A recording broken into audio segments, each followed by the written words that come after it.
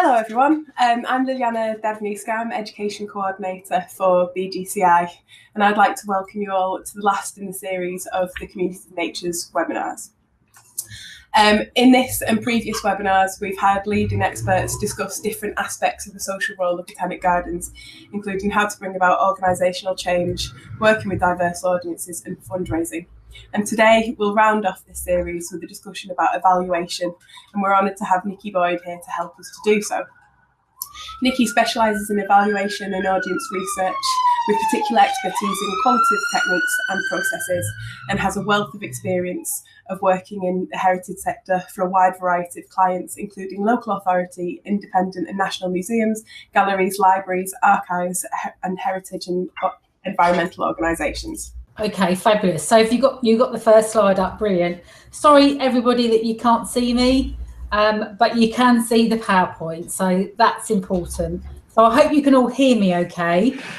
So just to say hello, and I'm with you for the next about an hour and a half, hour and 20 minutes, talking about creative evaluation made easy.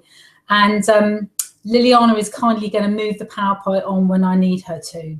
So I'll let her know when to do that. So kicking off, by the end of this workshop, I hope to show you that evaluation can be much easier than you actually think, and that the key to this is in the planning. So an effective plan will really make your evaluation much more valid and robust. So I'm going to assume that we all have limited capacity for evaluation, and we are all interested in using more creative evaluation tools, which is obviously the focus of this webinar.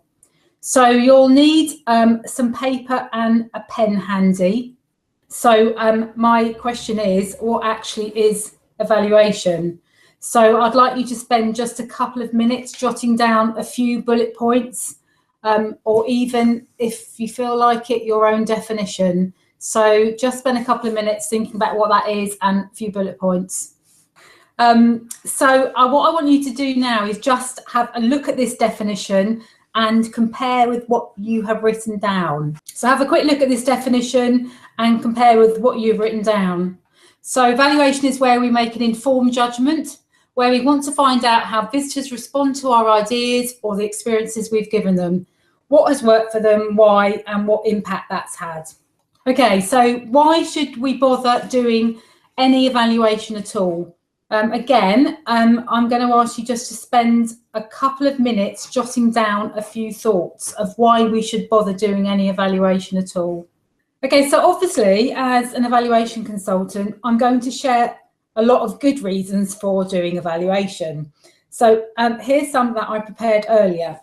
So starting at the top, evaluation can help you to find out who your visitors and your potential visitors are, what their needs and interests are, and what they find relevant to their lives. It can help you gather real evidence about how your organisation is meeting its core aims and objectives. It can help you find out information on which to base decisions so you don't make expensive or time-consuming mistakes. It can help you gather real evidence of what impact your organisation is having on visitors, and can really help you develop ongoing relationships with your audiences and your potential audiences. It can support you to build your case with funding bids and grant applications, and give you lots of information for future planning. So marketing strategy, an activity plan if you're going for an HLF bid, audience development plan, etc. It can also be really useful to help you resolve differences of opinion between project team members internally, and also can give you evidence to help advocate for your organisation externally and internally. And it will help you to develop resilience, so thinking about targeting and prioritising activity. It will encourage ongoing improvements within your organisation, and you can also benchmark against other organisations. So again, I'd like you to try and think about which are the most important reasons why you should bother doing any evaluation for you, your organisation right now. So just have a look at those again and think about what your top two might be and write them down. So we often use the word evaluation as a shorthand so an umbrella term to cover all kinds of information gathering. It's really important to be clear about the distinct purpose of the information gathering we're doing, because the questions we ask and the tools we might use will differ. So we've already looked at what we mean specifically by evaluation. So just thinking about consultation, this is where we want to know things about our audiences and what they already know, do, or think. So when we consult audiences, we are not evaluating, even if we are asking for their opinions on our plans. We're actually gathering their views to then make our own judgment. So an example might be, how could we develop our half-term programme to attract more families with children under 5? So monitoring is the systematic, regular collection of information analysed periodically, where we want to keep tabs on quality levels or measure change over time. So an example might be of a monitoring question: how much do our adult visitors enjoy their visit? So profiling is a kind of monitoring, so where we want to know who our visitors are, where they come from, why they come, why don't they come, and we usually look at that kind of information over time. And an example of that might be is finding out about our current users, specifically demographic information, so age, sex, grouping, ethnicity, disability, socioeconomic categories, etc. And research is where we explore fundamental ideas about visitor behaviour, especially in relation to changes or interventions. So a research question might be one of those kind of big questions: can heritage attractions ever be places to play? But a word of warning about these words: it's, we all use these words interchangeably, and again, we use that word evaluation as an umbrella term. But it's important to be clear yourself what kind of information you're doing, as that will really have a bearing on the questions you ask and the tools that you use. So these are the golden questions.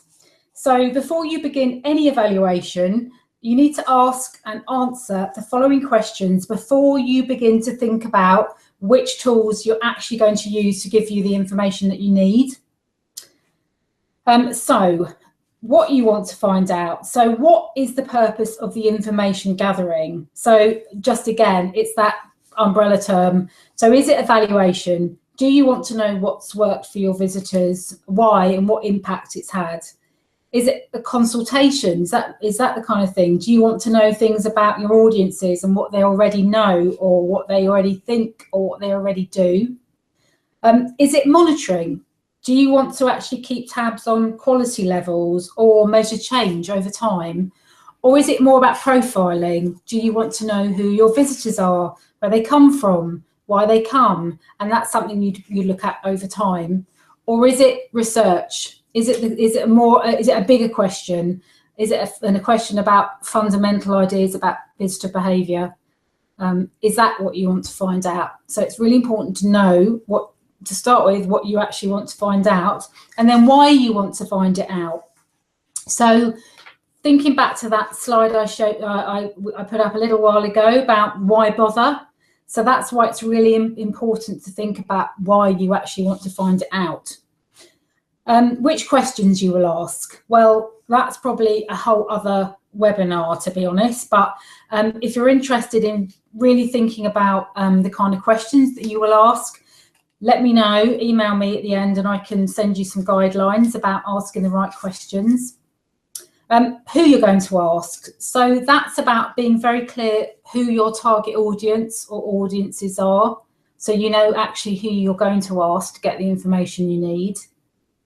Who the information is for. So is that internally? Is that a funder? Or is that the management team, etc.? How are you going to tell them? So it's very useful to think about this before you start doing any evaluation. Do you need to produce a report? Do you need to produce a summary document or a PowerPoint, or do you need to run a workshop? And then who will collect the data and when, and who will analyse the data? So those are very practical things. And for those two, you need to be very clear about your resources and your capacity for doing that. So think about the time that you might need to collect the data that you have to collect, how many people you need to do that, who's going to analyse the data, do they have the skills? So it's really worth thinking about that before you begin any evaluation. And then finally, what you will do with the information. So what I would say with that is, if you aren't actually going to do anything with the information, don't bother collecting it, because you need to do something with it. And then once you've answered all those questions, only then can you begin to think about which tools you actually need to use to give you the information that you need. And then just a little bit about good practice when you're planning evaluation. This is the last slide before we've got some time for questions. Make sure you build evaluation in from the beginning. We'll make it all go much more smoothly. Make sure you consult your target audience. If you want to measure learning and impact, think about developing SMART intended learning outcomes. So that acronym is specific, measured, agreed, achievable, 2 for that, realistic and timed. Make sure you test your ideas, so pilot your tools. Make sure you integrate the evaluation into the activity. So what I mean by that is try and not make it just an add-on at the end. Make sure the tool's appropriate to the project and then integrate it as part of the project. So if it's a creative project, make sure you use some creative tools, ideally, which is what we'll be talking about in a bit. Make sure your evaluation tools are suited to your target audience. So specifically, if it's a project with children, make sure they're child-friendly tools. Okay, so that's just a very quick recap on evaluation and evaluation planning, but really important if you're going to be successful with your evaluation to do the planning bit first. So we've got a bit of time for questions so far before we start moving on to some tools. So I really hope that's going to work okay. I've got enable chat written up on my screen so I can see that. So if there's any questions so far, now's your chance. Okay, brilliant. So I've got a question. Can you give examples of integrating evaluation activities? So, okay, so an example might be, I'll try and give you some real examples of where it maybe hasn't worked quite so well. So I remember working on a project it was a project with teenagers, and they were working, it was a heritage organisation, but they were working outside doing some creative photography project. And basically the evaluation had been planned for the end of the project, and all the young people who had been working on this project were taken into a sort of kind of classroom type space, and sat down with a feedback form and asked to feedback in that way, and they didn't find they got very good feedback. So that was a kind of example of where it didn't work very well. Might have been better to do some using kind of photography as more of a creative evaluation tool, but all depending on what you wanted to find out, thinking about those golden questions. But they may use photos to go around to talk about the things that they liked and the things they didn't, and you might have got them to share them with each other and then back and with the team, for example. So that's kind of quite extreme, where the evaluation tool didn't really suit the project. So it's a kind of feedback form, sitting down in a classroom type activity. And other, things that don't work very well is obviously, people with English as a second language, giving them a feedback form. I'm not trying to be really negative about feedback forms, but often people think the feedback form is the way to go because it's something they're familiar with. But it's worth really thinking about, is that the most appropriate evaluation tool for the project? Okay, so another one is, will you speak a bit more about SMART? So thinking about SMART, so in SMART intended learning outcomes. So that's making sure your learning outcomes are really specific and measurable and achievable and realistic and timed. So when I'm talking about learning outcomes, I'm talking about learning in the most holistic sense. So it's not just about knowledge and understanding or skills.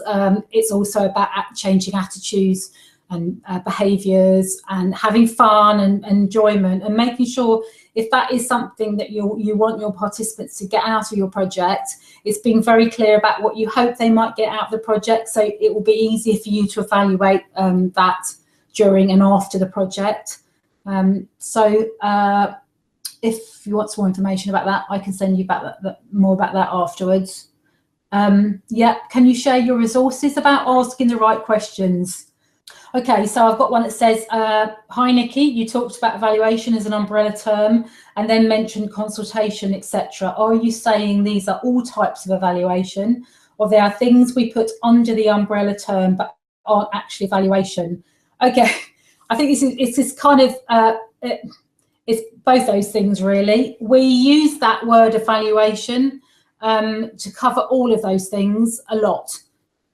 About doing consultation, but actually we're doing evaluation, or sometimes we talk about profiling and we're doing consultation. So it's the terminology. It doesn't matter so much about the terminology, but what it does matter is really thinking about the kind of information gathering that you're doing, because often what happens is people think they're doing one thing and then they get the data back from the questions they've asked and it actually doesn't give them very useful information. It's not really what they need to know. So I think that hopefully that helps. So Anthea, could you speak a little more about audience consultation and when, how this might be done? Okay, so consultation is very much about where we want to know things about our audiences and what they already know, do or think.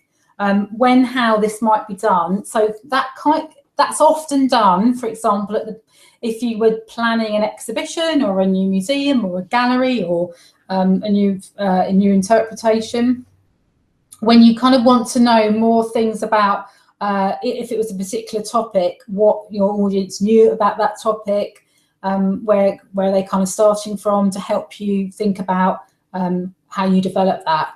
So but often you do audience consultation at front end of a project. How might this be done? Well, again, I think it does depend on what you want to find out, but I find myself running a lot of focus groups to do audience consultation, as that kind of discussion format seems to work really well when you want to find out more about your audience and what they already know, do or think. But equally, other tools would be as well. So I hope that's kind of given you quite a quick intro to evaluation, but obviously this webinar is called Creative Evaluation Tools, so I really want to make sure I get on and we have enough time talking about them. Sorry, I just felt that I had to put those two little, big animals in there because I've called these tools the Big Five. And there are certainly ways of making all of these tools much more fun and creative. So questionnaires, feedback forms, survey forms, interviews, so that might be in person or on the telephone, focus groups, which are basically group interviews of about 8 people, where you get some much more in-depth qualitative data. They normally last about an hour and a half with adults or maybe half an hour with children. Observation, so that's things like mapping how people use a space, or looking at how people behave in a certain place, engagement levels, conversation, etc. And then comments covers a multitude of things. That might be comments cards or comments books or post-it notes up on the wall, etc. So often when I'm doing any evaluation training, those are the kind of the Big Five things that I talk about, that most people are familiar with at least maybe 1 or 2 of those things. So but there are certainly ways of making all of those more fun and creative, particularly by ensuring that people can tell you what's important to them in their own words. So making sure you ask open-ended questions. So for example, in feedback forms, you might make sure you include open-ended questions by asking people to fill in the blanks. So you might put, I didn't know that, ... or it made me think that, ... or I found out that, and then space, for them to fill in, or I was surprised that. So in focus groups, you can make sure you include other activities which engage people who are not so comfortable talking in front of a group. So for me, all of those things so I use all of those different tools for evaluation, but I do try and make them as include as many creative things in there as possible, particularly thinking about the audience that I'm working with and what I want to find out. So right at the end, I think the last PowerPoint, I've got some links up there for further reading. And there's a really good publication called Partnerships for Learning by Felicity Wolf, where she outlines the pros and cons of different tools, including the big 5 that I've put there. So the creative tools that I'm going to talk about during the rest of this webinar can be used as part of all of these big 5 tools too, or on their own. So let's get cracking and get on to some more creative tools. So I thought what we'd do is run through the tools, and then we'll have some time for any questions. Sticky dot rating. So you can use variations of this particular tool in comment cards or focus groups or interviews, and this is something that I use a lot. So on a piece of flip chart paper, as per the picture I've put on, you might ask a question like, how much did you enjoy your visit today? Or to what extent do you feel you've developed your skills in XXX? And underneath the question, you would draw a horizontal line with a smiley face at one end and a frowning face at the other. And then you'd ask your participants to consider the question and come up and place a sticky dot on the line. The important thing about using this tool is that the facilitator would verbally unpick the feedback afterwards. So you can use different coloured dots for men and women, or adults and children, and you can also do a before and after a project or an event or a longer programme to visually show impact. This tool is not so good in some cases, particularly for sensitive questions. So if you're asking people, to what extent do they feel they'd increase their self-esteem or their confidence, for example, I wouldn't use this tool in a group setting. Another thing that if you were actually doing this with children, so with this particular project that I was doing with children, so you can see they're using different colours, children and adults. I got them both to do it. It was a family focus group. With children, you must make sure you ask them to decide where they're going to put their sticky dot before they leave their seat, because what can happen is that they will all just copy each other. It's a brilliant tool for getting people to move around a bit, and it's also a really great tool for focusing the discussion. So once they've come up, stuck their sticky dot on, sit down, discuss where, if they want to, just to discuss why they've put their sticky dot where they have. It gives people a kind of focus, and it's a visual tool and works really well, depending obviously on what you want to find out. Okay, so this is smiley and sad face post-its. So a simple tool, but can be really effective. So you might use smiley and sad face post-its as part of a gallery or an exhibition or a space where there's some interpretation visit to find out which panels or labels or pictures your visitors or your potential visitors like best with post-it feedback. So again, it's really important to after they've done it, to unpick it and discuss why they put their post-its where they did.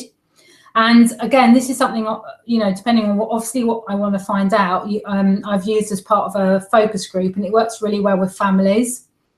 So an example of when I used it was a few years ago, actually. A nice example was as part of the London Museums Hub project called Say It Again, Say It Differently, and where I worked with 5 museums to improve their interpretation and consulted their target audiences at 3 stages, so front end, formative and summative. If you want any information about the different stages of evaluation, just make a note and I can send you some more information about that as well. Not quite enough time to go into that in detail today. So at one particular museum, we collected feedback about their existing archaeology gallery. So we worked with 4 family groups with children ranging in age from 6 to 11. And we wanted to make the 1.5-hour focus group session as active as possible. So we designed activities which involved everyone getting up, moving around quite a bit. The first activity was to take 2 Post-its, one pink one saying best with a smiley face and one green one saying worst with a sad face. And then we asked them to choose their favourite and least favourite text panel. And there's about 20 in the gallery. So it's a fairly small-ish gallery. So the families all went around doing that together. And when everybody had done this, we all sat back down in the middle of the gallery and we discussed the reasons why they'd put their Post-its where they had. And this really encouraged more detailed feedback than if we just asked them what they liked and what they didn't like in general. So it also made them look really closely and carefully as a family. And also we were kind of milling around the space too, so we could hear some of their conversations and jot down what they were talking about as a family, which also gave us some really good feedback. And we also did it again where we got them to have a look at the object captions in the cases. So we went around each case in turn to discuss what they liked and what they didn't like as well, which was really useful.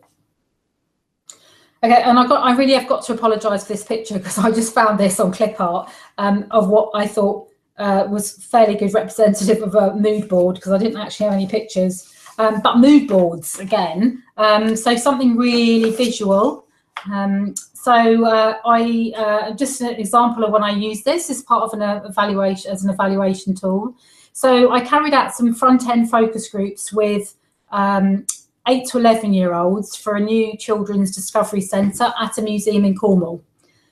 One of the main areas that we actually wanted to consult about were the suggested 4 different themes for this new discovery centre. So one of them was the sea, so it was all about pirates and smuggling and boats and fishing and lighthouses and wreckers and wrecks.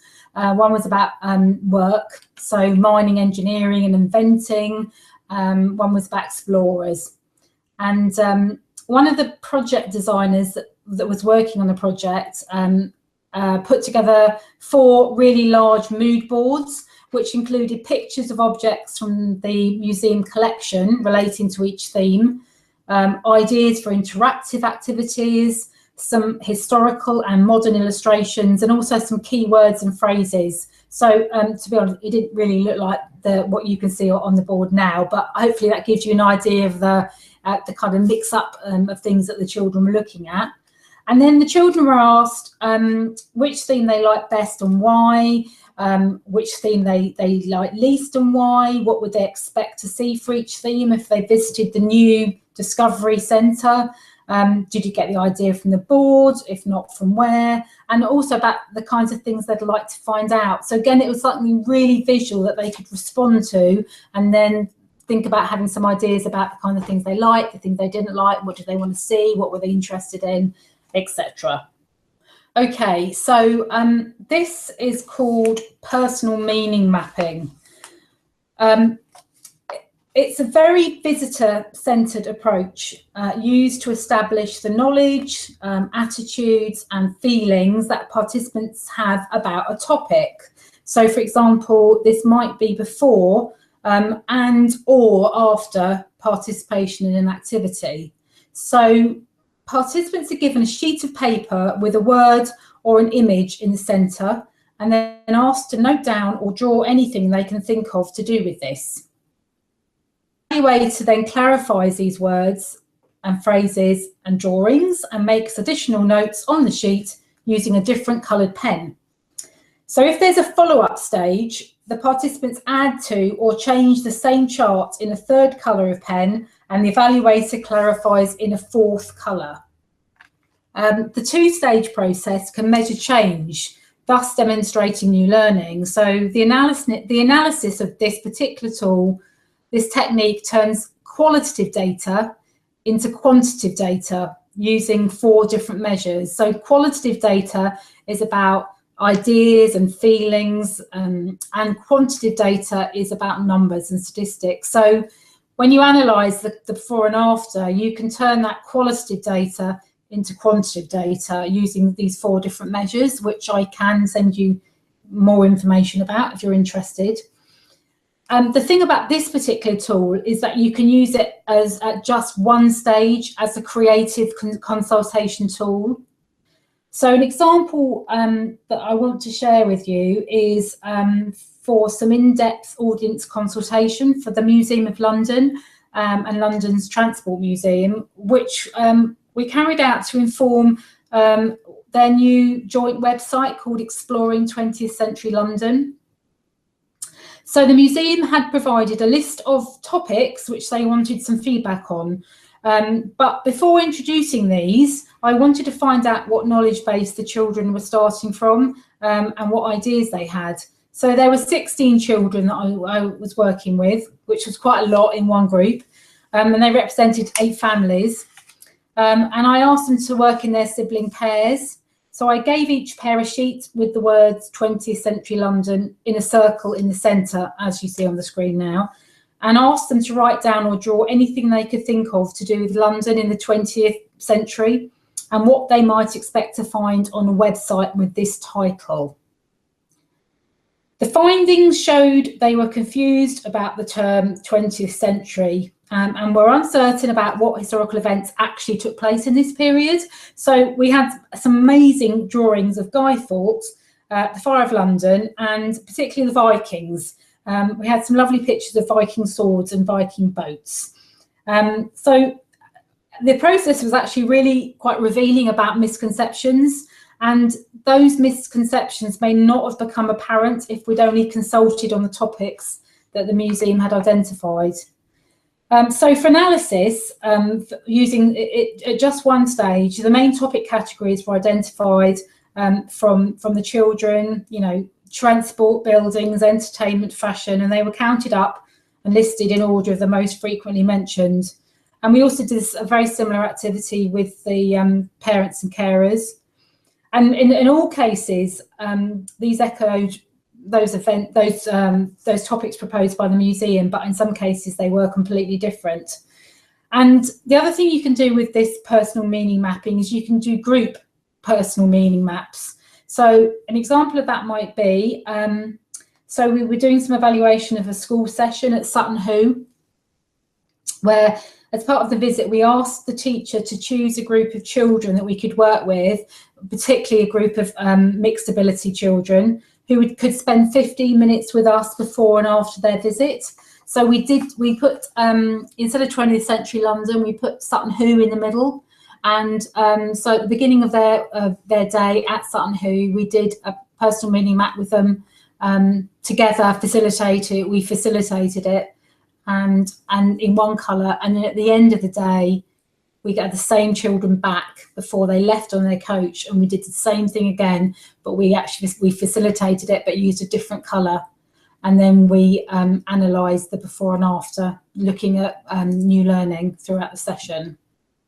So that's quite useful too, but it's dependent on setting it up so you can have a small group of children at the beginning and at the end of a session, which I realise is actually quite difficult a lot of the time. Okay, so yeah, and as far as the personal meaning mapping goes, what I would say is with the personal meaning map, it's a very user friendly tool. But it's quite difficult to do the analysis, particularly at 2 stages, if you wanted a before and after. But as I said, you can just use it at one stage as well, and that can be quite a creative tool to use depending on what you want to find out. Okay, so the next one I wanted to talk to you about is creative comments. So I think asking for comments can be made much more creative than just producing, you know, quite a boring comments card where you ask people to give their comments and then put it into a box, for example. So I think you can comments can be made much more creative. So asking people to feedback in that way. So a few ideas that I've tried. is the first one is a comments laundry line. So people write comments. Ideally, you with any comments, I always like to ask a question. So people have something quite specific to focus on, and that question will be directly related to what I want to find out through the evaluation.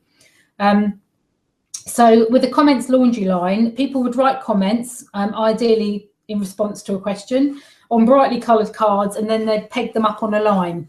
And the nice thing about that is people actually like to see what other people say.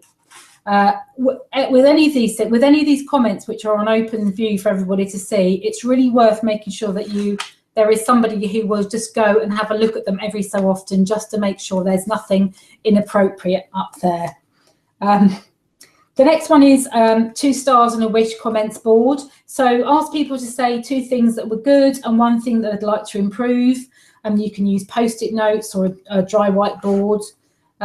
Then also individual flip chart sheets, so around the room, that have got questions written on, and people can use post-it notes or can literally just write on the flip chart, and they can feedback anonymously.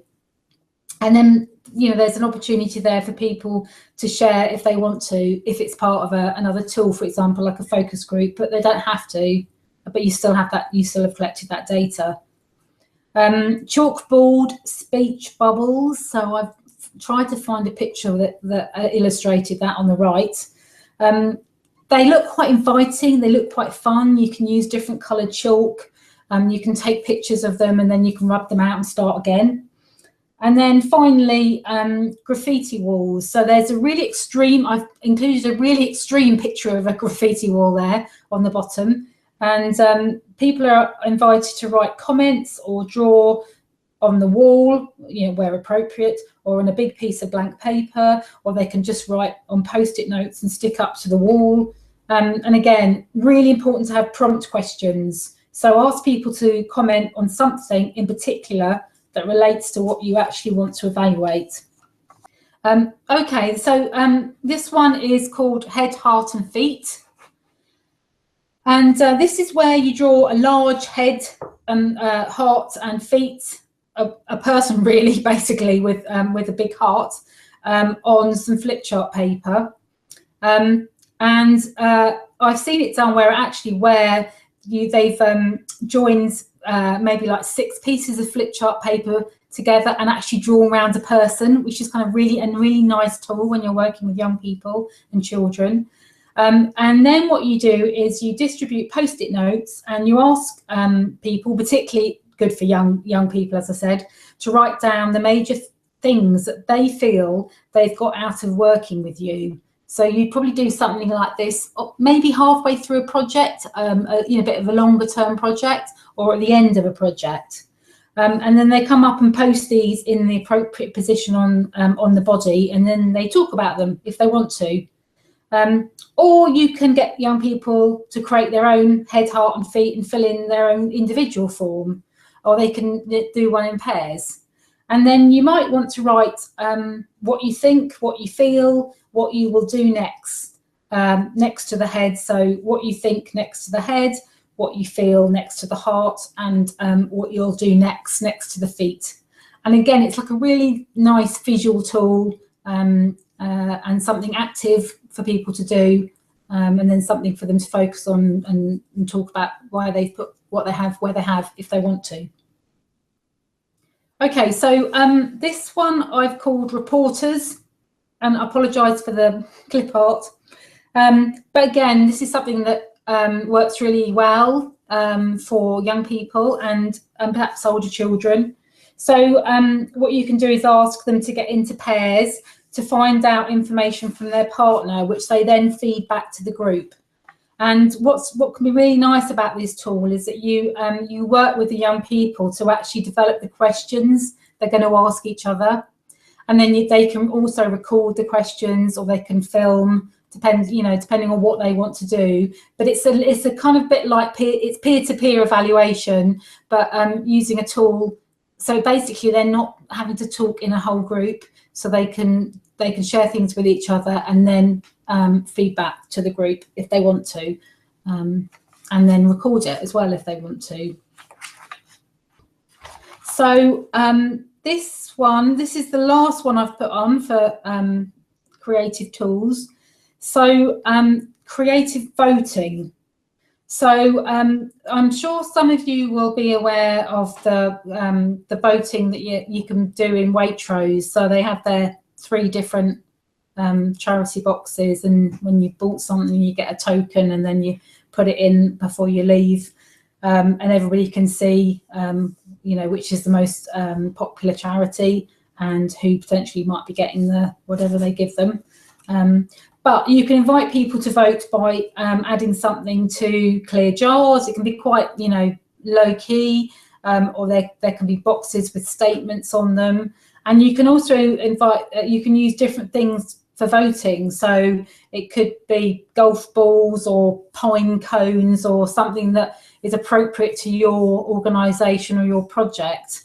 And then what can be really nice about this could just be a, you know, one-off, or you could get people to do it and then maybe talk about why they voted where they have, depending on, you know, how long you've got with them, or and depending on what you want to find out. So lots of different ways you can use that by voting. And so we've got some time now for some more questions. We've got about 20 or so minutes if you've got any questions about any of those tools. And of course, if you want any more information, my email will be on the last slide. So you can email me and I can send you some more information about anything you're particularly interested in. So over to you for the next 20 or so minutes if you've got any particular questions. Okay, so I've got one from Leslie. You're talking about sessions for specific groups, so for example, children.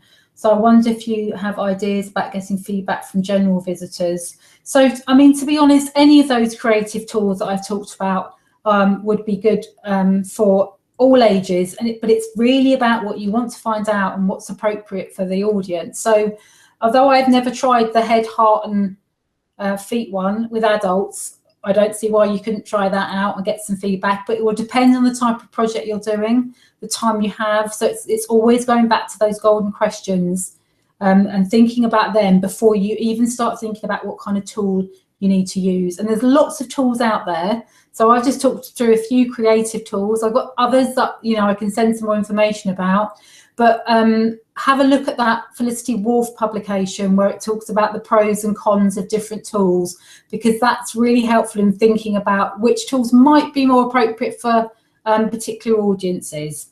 I've got one from SJ Bailey. Could you use head, heart and feet at the beginning of the project to establish what people think they will be doing, what they feel about the project and what they think they will be maybe finding out? Why not? Absolutely, try it out. I think that's the other thing. Pilot some of these tools and see if you're getting the information that you need to get. Make sure you're clear about what kind of information you're looking for. You know, is it evaluation? Is it consultation? Is it monitoring? And then try it out. Yes, so certainly you could use it at the beginning of the project. Do you have any issues with ethics when evaluating children? That's Caitlin. How do you overcome those restrictions, if any? Yeah, okay, there's a whole body of issues with ethics when evaluating with children. Depends what you're asking them, depends whether their family is there or it's a school group, etc., etc. I can send you some more information about ethics generally, if that's helpful. I mean, you know, things like surveys, surveying generally within a space in an organisation, particularly museums, because that's who I work with mostly. We would never approach a child to do a survey with if they look under 18, if we think they're over 18 but we're not sure, we'd always ask them. So there's a variety, yes, there's a variety of ethics around children that I can send you some more information at generally about ethics. Oh, one from Manthea. Could you give us an idea of how to recruit families, children, adults to take part in focus groups in consultation? Oh, absolutely, could give you an idea. Okay, so it depends. Are these visitors already, or are these people that don't visit you? So it's a bit harder to get people that don't visit you. There's all sorts of ways you can go about it. It's quite time consuming, and there's quite a lot of admin to make sure you get people to come along. But if it's a focus group, what I would normally do, okay, so I run a lot of focus groups. I used to do a lot of the recruiting myself. Now I have a couple of people that do it for me. So what I would do, the first thing I would do is draw up a really detailed recruitment brief, exactly who I wanted to be at my focus group. So that could range from age or it really depends on what you want to find out, but age, gender, location. And then now what I do is I give my recruitment brief to my recruiter, and they go off and find those people, and they find them in all sorts of different ways through different organisations. That's always a really good way to go through an organisation that works with the audience. But it will depend. If they're your regular visitors, you may be able to recruit within your organisation, so the visitors that are coming. So recruiting is quite a lucrative business for some organisation, for some recruitment organisation in London particularly, because there's a lot of marketing research companies out there, but there are they will charge you £500 odd to recruit for one focus group. But there's ways of doing it which are more cost effective. Oh, an interesting one from Wendy. Working with people with dementia, despite pre-planning evaluation techniques beforehand, there's always an unknown element because you don't know which dementia they have or at what stage until you meet them. This means we've had to change techniques during a project. Is there anything in planning that can reduce these changes, or does it matter if you have to change techniques during? Oh, I'd say it really doesn't matter if you have to change techniques during. Basically, pilot those techniques and see if you're getting what you need to get. And if you're not, change it. Because yeah, obviously that's going to happen. We don't always know exactly the perfect technique for the group that we're working with. So definitely pilot it. And I think, you know, more creative techniques can be more useful for those types of audiences. Carolyn, we're a botanical garden with casual visitors. How can we encourage people to wander over and participate in evaluation?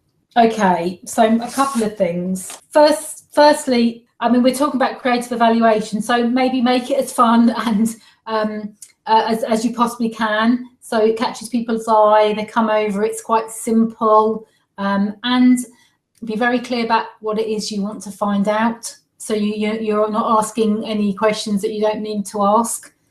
So keep it short, keep it simple. And to be honest, incentives. You need to go with some incentives. So that will totally depend on, you know, the people you want to encourage, your resources. But I find that even a small incentive to thank people for their time in engaging with us and telling us what they think works miracles. So that could even be just a postcard or a pen. If you're asking people to fill in a survey, if they come over to you, or what you want them to fill in a comments card, or you want them to post it, write on a post-it and post it up. Thank people with a little something. So and that has a really great knock-on effect to people feeling that they're being valued for their time in telling you what they think. So keep it fun, keep it simple, keep it focused on what you want to find out. Make sure you ask the right questions, and thank people for their time with maybe just a little something, as well as a kind of big, you know, thank you for helping us, and keep it really short. How do you analyse, Asamina, how do you analyse the data you collect from the voting method, and how can you use them? Any examples? They seem very superficial. So thinking about the voting method, I think for me, when I use that kind of thing, I mean, basically, if you just do it when people are leaving a space and you're asking them to vote on something, all you're getting is numbers. So you're just getting some quantitative data, although it can look visually interesting and it will maybe inspire other people to put their thing into their vote as well. What I would personally like to do, and it totally depends on what you want to find out, but I would like to get people to explain why they voted the way, you know, where they have, so they can explain a little bit more. But again, it will totally depend on what you want to find out. What's the question? And any examples? Yeah, I've seen this done a lot with getting people to vote using different things, you know, with big glass jars and golf balls and And sometimes I've also seen it done where people vote, but they also are given a little card where they have to explain why they've put their, their golf ball in one particular jar. And I've even seen that done where you've had to explain it and then tie it up on a little tree. Particularly, this was a wildlife centre. So yeah, it depends what you want to find out. You might just be looking for numbers. So then you're getting what you want. If you just do a simple voting method. When it comes to Sarah, when it comes to analysing your evaluation data, do you find yourself using certain statistical tests often? Okay, so I should fess up here a little bit. Most of my data is qualitative data, so it's about attitudes and feelings and ideas. So I do a lot of coding of qualitative data. So I don't do that much statistical analysis with numbers. So I can't tell you about certain statistical tests particularly, but I can give you some more information about coding if that's of interest, so let me know. I use old stock from the museum shoppers incentives. Brilliant. So I'm working with a couple of museums at the moment who are doing exactly that. So so EP, whoever that person is, hello, says they're using postcards and booklets and playing cards and pens and posters, and yes, those things really work. You would be surprised what works, but think about your audience and what might just push them to engage with you. And obviously I've tried all of those things and they do work. Postcards, people really like being given something as a little thank you, and it often doesn't really matter what it is. It could just be a chocolate. But yeah, often we'll find, we have old things stock in the museum shop that we can use. So, use it to the best advantage. That's what I'd say. Paul says tea and cake. Yes, absolutely. Always tea and cake. So I've used tea and cake many, many times as an incentive. And what can work really well. So I remember doing a lot of evaluation for the National Trust, and inviting somebody for tea and cake in the cafe gave me a great opportunity to do some in-depth interviews while they were eating the tea and cake that I bought them. So, for a few pounds, you can have, you can potentially get somebody for half an hour who can really give you some in-depth feedback. So tea and cake refreshments, always really important. People appreciate them. If you're running a focus group, it's some kind of a must. You've got to provide tea, cake, and I'm just about to run some for teachers after school and doing pizza. So yeah, really important. Thank you for that, Paul. Okay, so I've just put in a few links for you here. So the first one is an evaluation toolkit for museum practitioners, but equally good if you're not from a museum, from another type of organisation. And it was produced by the Renaissance East of England. And is a really user-friendly guide to evaluation with all sorts of ideas and practical stuff in it. So I definitely recommend that. I've also put in a link to a sample size calculator. Now, we didn't have time really to talk about sampling when we were just doing a quick overview of evaluation at the beginning. But just to say that sampling is your friend when you're thinking about evaluation. What I find, my experience is that people will often they don't understand sampling, and they will collect far too much information from people when they don't need to. So it's really worth thinking about sampling. And if you want any more information from me about that, I can send that to you. But there is an online calculator which gives you, you put in your audience, your overall audience number, and then it will calculate a robust sample size for you. And you may be quite amazed on how little you have to get back to give you a robust sample. So it's definitely worth just having a think about sampling a bit more when you're planning your evaluation. There is the Partnerships for Learning web link. Really useful document. It's quite old now, but I still refer back to it. And on page 25 to 28, there are detailed pros and cons of different tools. So it's definitely worth having a look at those when you're thinking about what tools to use, having answered your golden questions, of course. And then Vista Studies Group, a very useful group if you're interested in Vista research, evaluation. They've got a conference coming up soon, which is always really, really good and worth it. It's in London this year. So have a look at that if that's might be of interest to you. And I've also put my email at the bottom of the slide. So you're very welcome to get in touch. If there's any more information you need, I can send you, I will, or any more questions that you haven't asked today and you would like to ask, I'm happy to answer them. So I think that's everything from me, and possibly back over to Liliana just to wrap it up. Thank you, Nikki. That was a really, really interesting presentation with some really useful ideas and great practical advice, and a great end to a really interesting series of webinars. So that just leaves me to say a final thank you to Nikki. It was really great to have you here today, and we're all really grateful for your contribution. And thank you to all of you for attending and your very insightful questions. Have a lovely evening, and goodbye from BGCI.